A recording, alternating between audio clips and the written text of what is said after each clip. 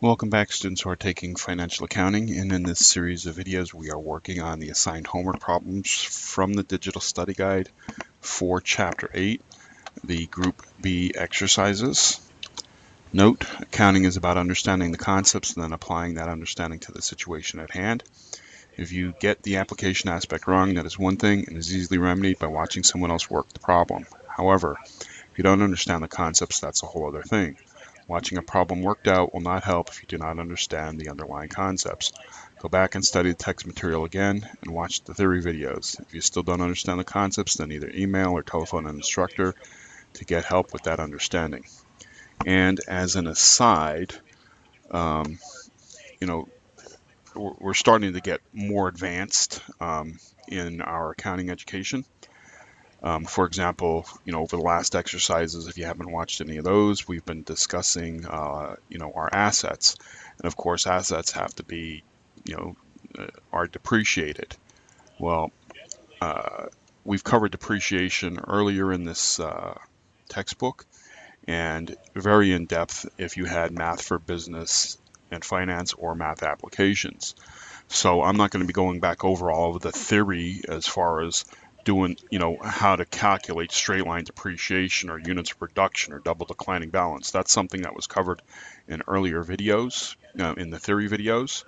So go back and watch the theory videos that pertains to the chapter in financial accounting. And that's going to also refer you back to the math for business and slash application section of the student community under the business group. So I'm not going to be covering that stuff. Sure, I'm going to do the math in order to be able to work out the problem, but what's more important at this point in time is understanding, what you're doing. For example, change in useful life. Okay, well, you should already know how to do, the depreciation aspect of an asset. So the concept of the change in useful life is what's more important, and that's what I'll be discussing, or things like that. Okay, so I'm not going to be going over a lot of stuff that I've already covered previously. All right, so let me jump down to 41B, patents. Let me get my pen. Part 1, Morse Printing manufactures high-speed printers. On January 1 of year 1, Morse Printing recently paid $700,000 for a patent on a new laser printer. Although it gives legal protection for 20 years, the patent is expected to provide a competitive advantage for only 8 years. Using the straight line method of amortization, make journal entries to record A, the purchase of the patent, and B, amortization for year 1. And then part 2, after using the patent for 5 years, Morse Printing learns at an industry trade show that another company is designing a more efficient printer. On the basis of this new information, Morse Printing decides, starting with year 6, to amortize the remaining cost of the patent over 2 remaining years, giving the patent a total useful life of 7 years. Record amortization for year 6. Okay, so part 1 here. On January 1 of year 1, they recently paid $700,000 for a patent.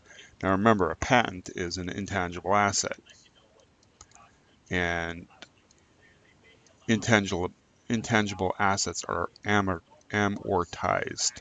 Okay, amortization is the same as depreciation. When you have a fixed asset, let me erase that there.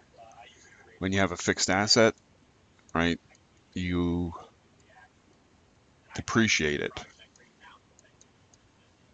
Okay.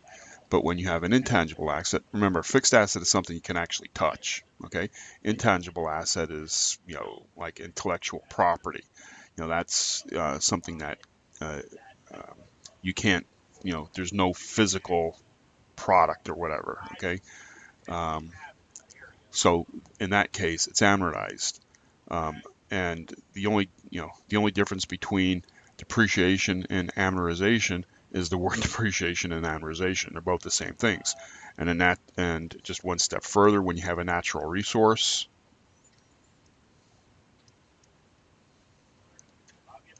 that is depleted. Okay, so in essence, all three of these are in essence the same exact thing. I mean, it's just, that's the concept, all right? You're expensing the usage of that particular asset, and what you call it really doesn't matter. I mean, they call it the different things because of the different categories of assets. So now this problem says, although it gives legal protection for 20 years, the patent is expected to provide a competitive advantage for only 8 years. Okay. So if I'm going to be, it says use straight line method of amortization. Right? Well, if you're confused as to which one, 20 years or 8 years, think of it this way. You have units of production, right? Now, you might say, on a piece of equipment, I expect this piece of equipment to produce 150,000. That's my estimate of how many units that piece of equipment is going to produce. But the reality is it might produce 200,000. It might produce 250,000, okay? But you're basing it upon the estimate of 150,000. Well, this is the same thing. Even though it's legal protection for 20 years, your estimate is that you're going to say, you have this competitive advantage for 8 years, and that's why you have this patent. Okay, so you're going to depreciate for 8 years. You're not going to depreciate for 20 years, right? Because in year 9, all right, now you don't have the competitive advantage anymore, and for all intents and purposes, at that point in time, it's time for you to, get a new patent. The thought that just popped into my head is very similar to, like Windows, the operating systems. I mean, let's say you have Windows 2013. Okay, well, they're thinking that 2013 is going to last how long? 2 years, maybe 3 years, right? But the reality is you could probably use Windows 2013 until 2023, 10 years, okay? But that doesn't matter, okay? Because of, the estimated useful life of it. Now, and the reason why I brought that up is because Windows is coming out with 2016, okay? So, when you're deciding how much, think through that. I mean, even though it says 20 years, we're going to use eight years for the straight line depreciation. So make journal entries to record A, the purchase of the patent. Okay, so for journal entry A, we're going to debit, our patent, because that's the asset, and it is for 700,000. And we're going to credit however we paid for it, which was cash, for 700,000. Now for B, it says amortization for the first year. So if I have 700,000 and I'm dividing it by 8 years, that's going to give me $87,500 per year. So in the first year, I'm going to debit amortization expense for $87,500, and I'm going to credit accumulated amortization, for patent, for $87,500. Now, if you look at the solution in the solution manual, instead of debiting amortization patent, they accumulate their amortization, they debited patent itself. Okay, and I disagree with that. Okay, let me just bounce up here, because they had done the same thing on a previous exercise, and I'm not going to go over it. I'm not going to explain it all again, so let me just find it real quick here. Now I'm not able to find that. Give me 1 second.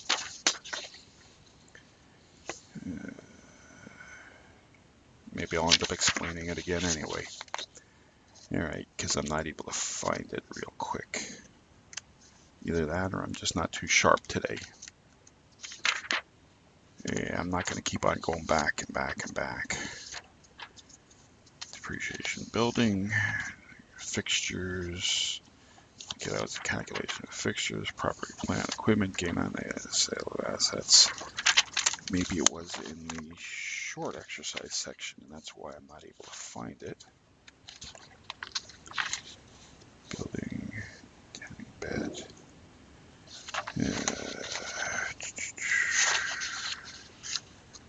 Okay. Yeah, there it is. Go back to short exercise 8-14. Okay, and in 8-14, I explained why I disagree with the solution being a patent. All right, and I treat it much, I give a thorough explanation as to why I did that, why I disagree with that in problem S, short exercise 8-14. As so if you want to get that theory and understand that, go back and watch that video. But for now, just as a quick aside, I'm just going to quickly explain it, and if you've got the theory down, then this will make a lot of sense. On your, let's take truck. Okay, and we all know we're going to have an accumulated depreciation, right? So truck of say 48,000 less accumulated depreciation of 8,000 means our book value is going to be 40,000. And you're already familiar with that, or you should already know that. Well, it should be no different for an intangible asset. If I have a patent, all right, I should have accumulated depreciation. So in this case here, I have 700,000, and I'm going to round off this 87,000 to 88,000, or just make it 80,000 to make it easy. So my book value is 620,000. Okay, so remember, I'm just rounding here. And the reason why, I have an accumulated depreciation account is because then I can see the information, in the same exact way as I can see it for a tangible, a fixed asset. What this here entry here for the solution basically is saying, okay, I have my truck here, and accumulated depreciation here, but instead for the intangible asset, I have a patent. Okay, and so when I recorded the 700,000, all right, for the initial purchase, I knew that my book value was 700,000. But now when I depreciated 80,000 more, I only have 620,000 for the patent as the book value, which is fine, okay, that you know how much is the book value, but notice the difference. You don't, by looking at your balance sheet, you don't see this information.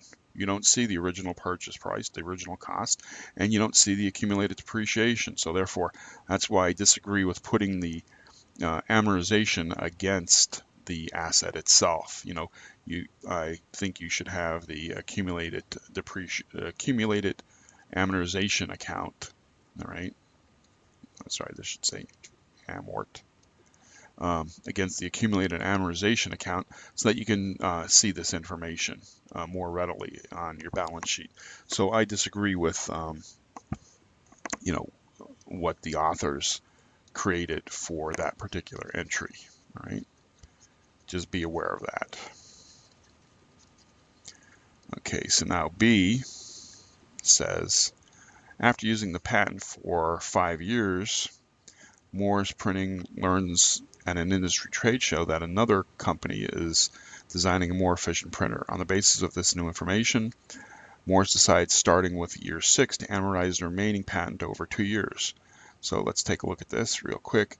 They started here, and they were going to amortize 1, 2, 3, 4, 5, 6, 7, 8. So they start here. That's 1, 2, 3, 4, 5, 6, 7, 8 years, right?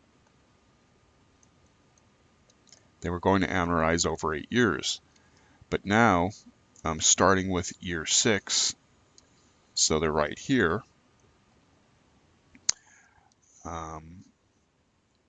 they're, let's see,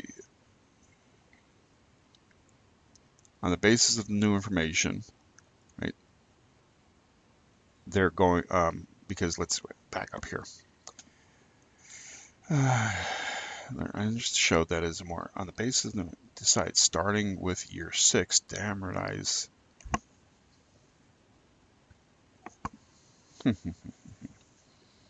I'm looking at the solution here. It's not going in my head the right way. Morse printing, high-speed printer, January 1 of year 1. Although it goes okay for year 1. After using the patent for 5 years. 1, 2, 3, 4, 5, right? So that's my mistake. After using the patent for 5 years, so we're right here instead, okay? Morse Printing learns at an industry trade show that another company is designing a more efficient printer. On the basis of this new information, Morse Printing decides, starting with year 6, because this is the end of 5, right? This here is the beginning of 6, right? And that's what I just went and looked at 6, which is the beginning of 7. And it's like, okay, 2 more years takes me to 8. So that's why I was like a little bit confused. I'm here instead. So now they're going to have 2 more years, 1, 2. So 2 more years. So they're changing the useful life from 8 and they're making it 7 years. Right? Amortize the remaining cost of the patent over the 2 remaining years, giving the patent a total useful life of 7 years. Record amortization for year 6. Okay, so if they've been taking amortization for $87,500 for 5 years, 0, 25, 25, 37, 43, that's $437,500 that they've accumulated in amortization at the end of year 5, right? So what we do, since we're thinking about the change in useful life, we have to figure out what our book value is at the end of 5 years. So if I have 700,000 less my 437.5, that gives me, let me do some math here, 700,000 minus 437.5. That gives me, come on, where's that pen? Oh, there it is. 262,500, and we're changing useful life to 2 years, so we divide that by 2, and that gives us $131,250 per year for the remaining 2 years. So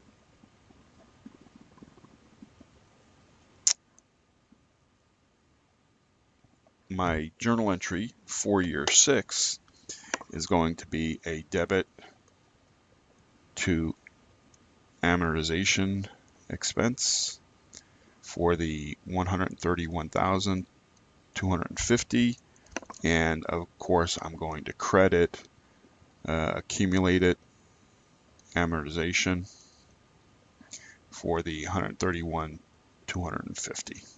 Okay, so that's it for this particular problem. Again, if you don't understand the theory behind this, go back and watch the theory videos, on how to calculate depreciation if you have to, or the idea behind the change in useful life, which was covered in the theory videos for this particular chapter. And even if you're watching this and you're not sure about something, go ahead and pause and rewind it, because I think I've given enough information to be able to get through it. But if you still don't pause, rewind, and you're not sure about what's in here, and you go back and watch the theory videos for this particular chapter, then feel free to contact an instructor.